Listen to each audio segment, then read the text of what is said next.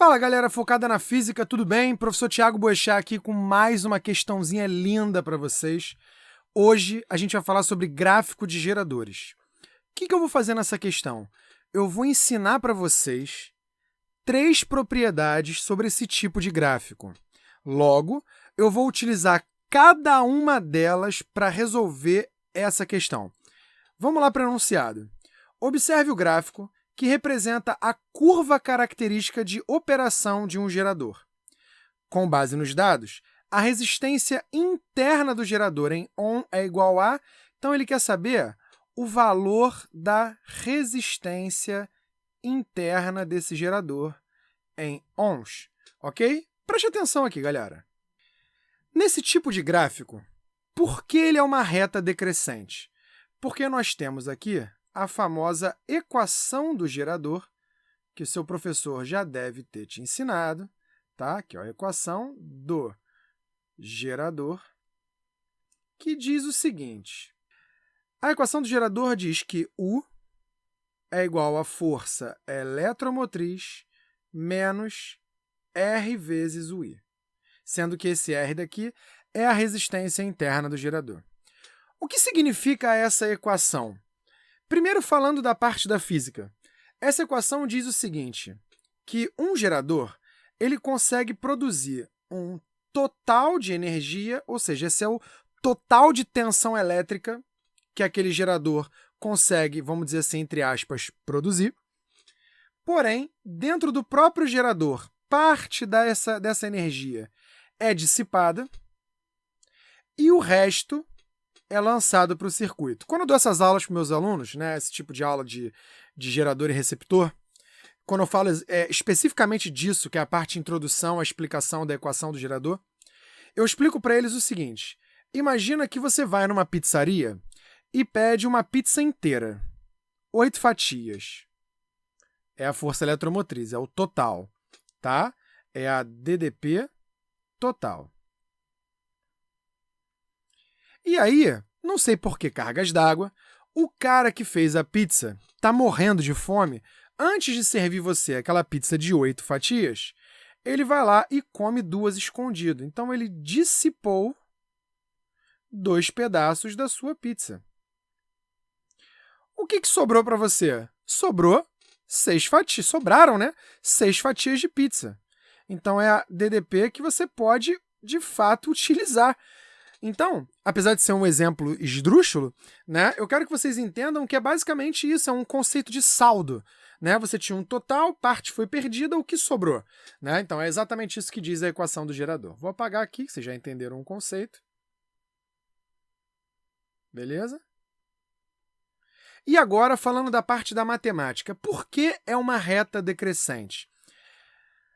A equação do primeiro grau, né, a função afim, na equação da reta, ela pode ser escrita como y igual a b mais o a vezes x. Vocês já devem ter aprendido como ax mais b, mas a ordem das parcelas não altera a soma. Bom, como vocês podem ver, o y é representado pelo u, e vê se não é verdade, está aqui, ó, enquanto o x é representado pela corrente. Está aqui, ó. Ok? Agora, o menos r, ele aparece como um sinal negativo para o a da equação da reta, que é o nosso coeficiente angular da reta. E é uma propriedade gráfica que, quando esse a possui um sinal negativo, a reta se apresenta dessa forma que está aí na telinha decrescente. Beleza? Bom, agora, chega de falar disso, né, de propriedades matemáticas, vamos cair aqui e mergulhar no mundo da física. Beleza? Primeira coisa que vocês devem saber é o seguinte. Olhou para esse gráfico? Tem 2 pontos que são extremamente importantes de vocês conhecerem. Né? Que pontos são esses, professor? O primeiro pontinho é esse pontinho daqui, onde eu tenho a maior DDP possível, a maior tensão possível.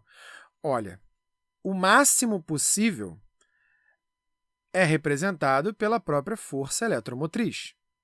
Agora, eu posso simplesmente simular o seguinte, uma corrente no valor de 2 amperes eu tenho uma DDP lançada no circuito de 18 volts.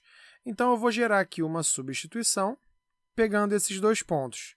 Poderia ter pego o 9 com o 5 também, tá? Encontraria o mesmo valor. Aplicando aqui, eu tenho 18 igual a 24 menos o R vezes 2. Vou pegar agora esse 18 que está aqui, com esse menos R vezes 2 que está aqui, e vou simplesmente trocar os dois de lugar.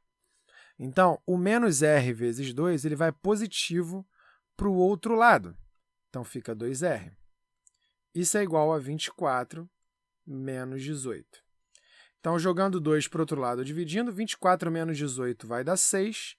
6 divididos por 2, eu tenho aqui a resistência interna com o valor de 3 ohms.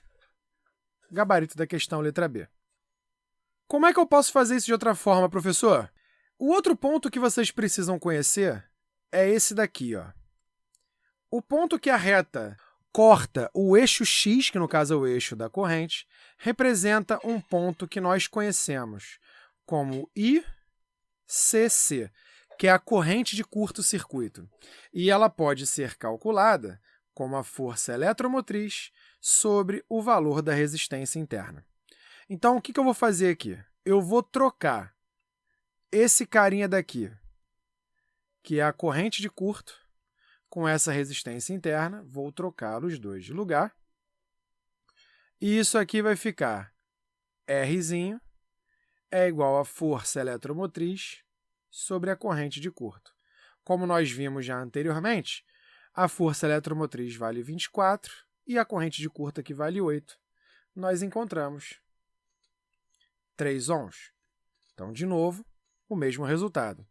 E, por último, uma propriedade que aí isso vem da matemática é o seguinte: eu tenho um ângulo aqui de inclinação da reta, que eu vou chamar de ângulo θ. Quando nós calculamos a sua tangente, nós vamos encontrar o valor numérico dessa resistência interna. Como é que se calcula a tangente de qualquer ângulo? A gente calcula através do cateto oposto sobre o cateto adjacente. Eu vou pintar aqui de amarelo o cateto oposto, esse ladinho todo aqui, ó, tá vendo? Que vai do 0 até o 24. Então, esse cateto oposto vale 24. Agora, vou pintar aqui agora de azul o cateto adjacente, que é o cateto colado no ângulo. Repara que ele varia de 0 até 8. Então, isso aqui, 24 sobre 8. Que adivinha só? O mesmo resultado. Então, galera, o interessante na física, às vezes os alunos ficam muito preocupados em saber a fórmula. Se não souber aplicar, não adianta nada. Então, fica a dica. Aprende primeiro o conceito, para depois você conseguir desenvolver ele no momento da aplicação da questão. Lembra, eu falo sempre para os meus alunos, uma casa começa a ser construída primeiro do chão, primeiro da fundação. Você faz a base, depois você cresce. A base na física está fixada nos conceitos. Beijo para vocês e até a próxima. Valeu, galera!